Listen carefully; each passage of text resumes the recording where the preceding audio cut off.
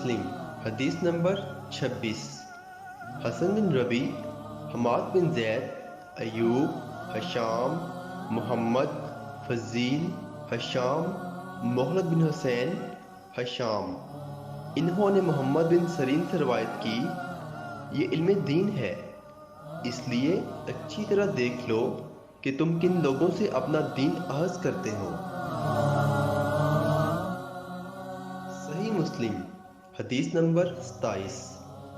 عاصم احول نے ابن سرین سے روایت کی، کہا ابتدائی دور میں علمان حدیث اسناد کے بارے میں کوئی سوال نہ کرتے تھے۔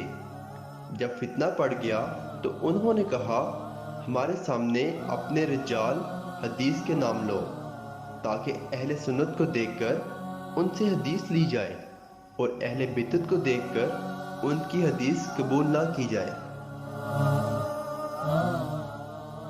صحیح مسلم حدیث نمبر 28۔ اوزائی نے سلمان بن موسیٰ سے روایت کی، انہوں نے کہا میں نے طاؤس رحمۃ اللہ سے ملا اور ان سے کہا مجھے اس شخص نے اس طرح حدیث سنائی۔ انہوں نے کہا اگر تمہارے صاحب استاد پوری طرح قابل اعتماد ہیں تو ان سے اخذ کر لو۔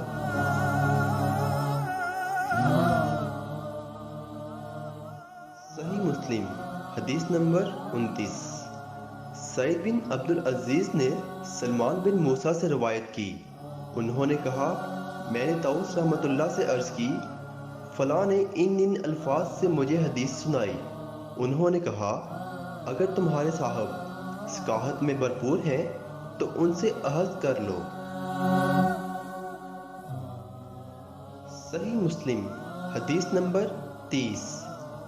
عبد الرحمن بن ابی زناد نے اپنے والد سے روایت کی، کہا میں مدینے میں 100 اہل علم سے ملا جو دین میں تو محفوظ و مامون تھے، لیکن ان سے احادیث اخذ نہیں کی جاتی تھیں۔